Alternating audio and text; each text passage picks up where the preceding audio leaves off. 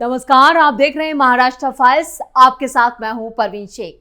आपको बताएंगे कैसे फडणवीस ने 10,000 बांग्लादेशियों को बॉर्डर पर छोड़ा। राज ठाकरे की किस मामले में हो सकती है गिरफ्तारी। उद्धव के बड़े नेताओं ने क्यों छोड़ी पार्टी। राहुल गांधी और उद्धव में क्यों छिड़ा संग्राम। इसके अलावा जानेंगे कौन किसे दे रहा है चुनौती, कौन किसकी बढ़ा रहा है टेंशन। साथ ही आपको इन सभी खबरों से कराएंगे रूबरू। लेकिन तमाम बड़ी खबरों में आगे बढ़ने से पहले एक नजर डालते हैं महाराष्ट्र की टॉप हेडलाइंस पर। मुंबई में घुसपैठियों पर फडणवीस का दनादन एक्शन। 10,000 बांग्लादेशियों को खदेड़ा गया। मुंबई से 1,001 घुसपैठियों को वापस भेजा। राज ठाकरे को बड़ा झटका। हेट स्पीच मामले में कोर्ट ने सरकार और चुनाव आयोग को भेजा नोटिस। महाराष्ट्र स्थानीय चुनाव से पहले शिवसेना यूबीटी को झटका। बीजेपी में शामिल हुए अद्वैत हीरे। बीएमसी चुनाव में कांग्रेस के अकेले उतरने पर भड़की शिवसेना यूबीटी। कहा बिहार में हार गए, अब महाराष्ट्र में भी हारेंगे। फडणवीस के फैसले से विपक्ष परेशान। काशीनाथ चौधरी को बीजेपी ने 24 घंटे में दिखाया बाहर का रास्ता। साधु हत्याकांड में आया था नाम। खबरों में सबसे पहले बात घुसपैठियों पर एक्शन की। मुंबई पुलिस ने शहर में घुसपैठिए यानी बांग्लादेशियों के खिलाफ इस साल की अब तक की सबसे बड़ी कार्रवाई की है। जनवरी से नवंबर के बीच पुलिस ने ऐसे 401 मामलों में एफआईआर दर्ज की और 1,001 लोगों को देश से बाहर भेज दिया। अधिकारियों ने ये कार्रवाई लगातार चल रहे विशेष अभियान के तहत की। अधिकारियों के मुताबिक जिन लोगों को हिरासत में लिया गया वो या तो वीजा की अवधि खत्म होने के बाद भी भारत में रुके थे या बिना किसी कानूनी दस्तावेज के शहर में रह रहे थे। पुलिस ने पहले इनके खिलाफ सबूत जुटाए, वीजा उल्लंघन की पुष्टि की और फिर कार्रवाई शुरू की। पुलिस ने पहले इनके खिलाफ सबूत जुटाए, वीजा उल्लंघन की पुष्टि की और फिर कार्रवाई शुरू की।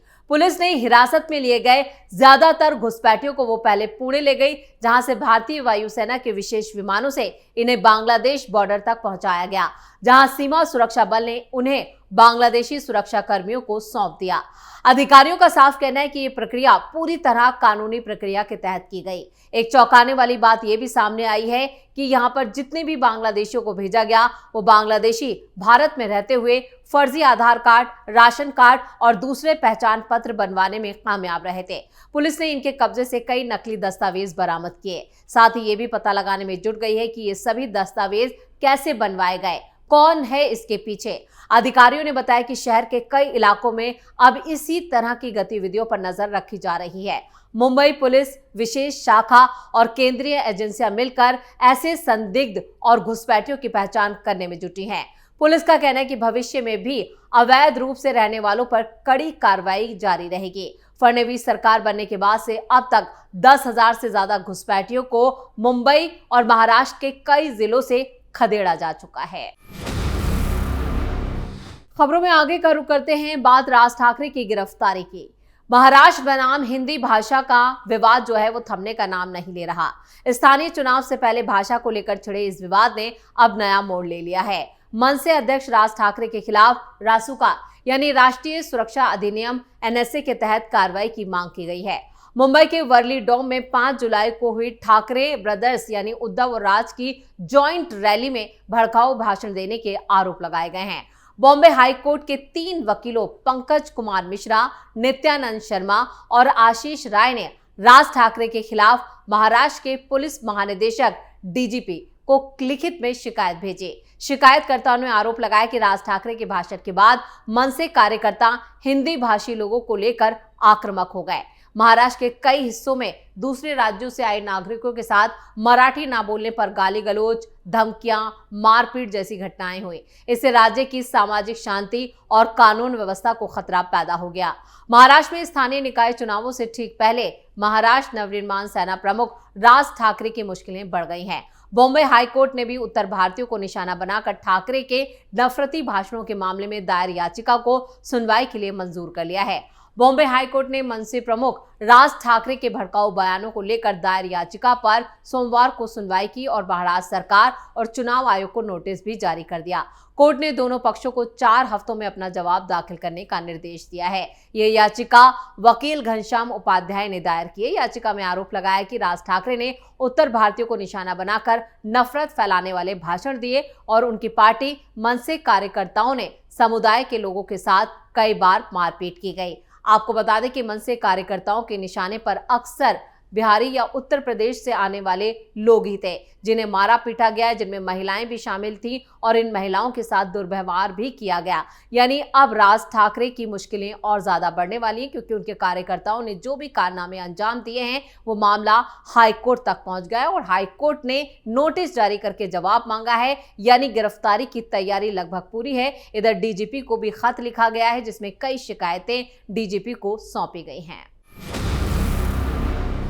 खबरों में आगे बढ़ते हैं। स्थानीय निकाय चुनावों का बिगुल बज चुका है। सोमवार को नगर परिषद और नगर पंचायत चुनावों के लिए नामांकन दाखिल करने का आखिरी दिन था। इस बीच जब राज्य में स्थानीय निकाय चुनावों की सरगर्मियां तेज हैं, शिवसेना ठाकरे ग्रुप को बड़ा झटका लगा है। एक और बड़े नेता ने उद्धव ठाकरे का साथ छोड़ दिया है। अब शिवसेना यूबीटी को नासिक में बड़ा झटका लगा है। नासिक में शिवसेना यूबीटी के उप नेता अद्वै हिरे ने शिवसेना ठाकरे ग्रुप को छोड़ दिया है और वो बीजेपी में शामिल हो गए। हिरे पहले ऐसे नेता नहीं हैं जो निकाय चुनाव से ठीक पहले शिवसेना यूबीटी से अलग हुए हों। उनसे पहले नासिक समेत कई जिलों में पार्टी को तगड़ा झटका लगा है। हजारों की संख्या में जो नेता कार्यकर्ता हैं, स्थानीय नेता हैं, वो बीजेपी का रुख कर चुके हैं या फिर उन्होंने शिंदे गुट का दामन थाम लिया है। अद्वै हिरे ने विधानसभा चुनाव में मंत्री दादा भूसे को कड़ी चुनौती दी थी। ये मुकाबला काफी दिलचस्प रहा था। अद्वै हिरे के आने से नासिक जिले में राजनीतिक समीकरण बदलने की पूरी संभावना है। इसे बड़ा राजनीतिक घटनाक्रम माना जा रहा है और उद्धव के लिए बड़ा झटका। अपूर्व हिरे, प्रसाद हिरे, तुषार शेवाले के साथ अद्वै हिरे भी बीजेपी में शामिल हो गए। नगर पंचायत और नगर परिषद चुनाव के लिए 2 दिसंबर को वोटिंग है। उससे पहले ही शिवसेना ठाकरे गुट को बड़ा झटका लगा है। हिरे बीजेपी में शामिल हो गए हैं और उनके साथ ही सैकड़ों की तादाद में कार्यकर्ता भी शामिल हुए हैं और इससे बीजेपी की ताकत और बढ़ जाएगी।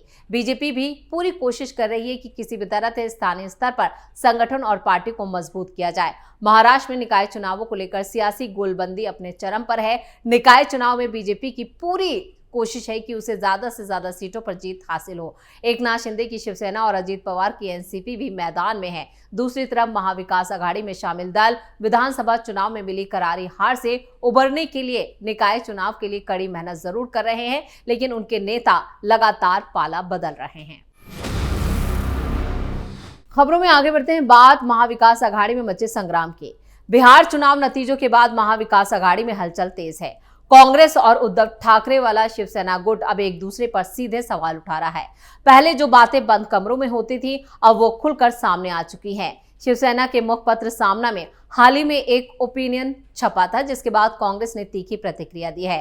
कांग्रेस का साफ कहना है कि अगर इसी तरह की बातें जुलाई में ही साफ कर दी जाती, जब कहा गया था कि महाराष्ट्र विकास आघाड़ी की अब जरूरत नहीं है, तो हालात आज इतने उलझे हुए ना होते।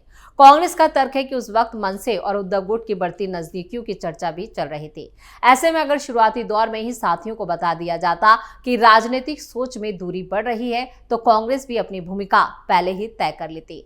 आखिर में यूबीटी ने साफ कहा कि महाविकास आघाड़ी एकजुट है और रहेगी।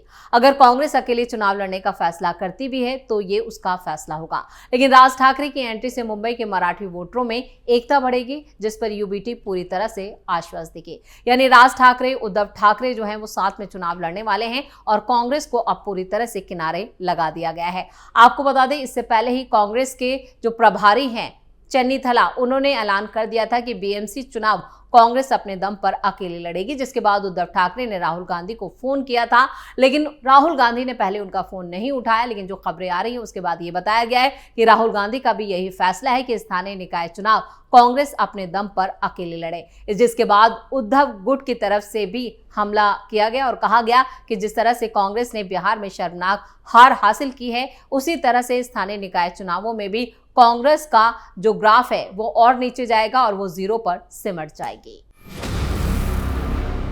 और खबरों के आखिर में बात करेंगे फडणवीस के बड़े फैसले की। महाराष्ट्र के पालघर में सोमवार को स्थानीय नेता काशीनाथ चौधरी को पार्टी में शामिल करने पर रोक लगा दी गई, यानी इस फैसले को वापस ले लिया गया।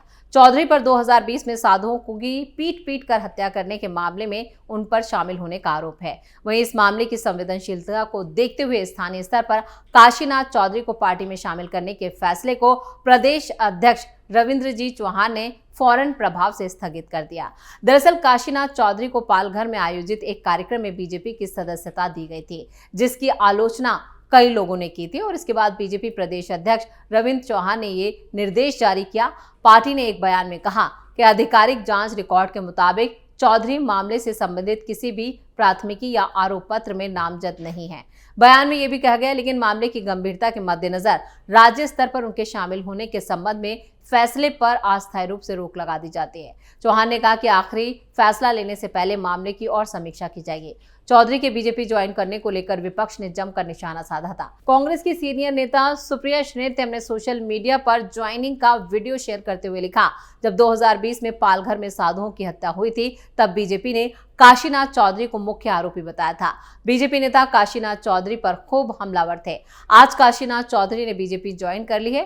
गौरतलब है कि महाराष्ट्र के गढ़चिरौली गांव में 16 अप्रैल 2020 को 2 साधुओं, जिनमें चिकने महाराज, कल्प वृक्षगिरी और सुशील गिरी महाराज और उनके वाहन चालक नीलेश तेलगड़े की भीड़ ने कोविड-19 लॉकडाउन में तौर पर बच्चा चोर होने की शंका में पत्थर मार कर उनकी जान ले ली थी और इसी मामले में काशीनाथ चौधरी को प्रमुख एक्यूज्ड बनाया गया था।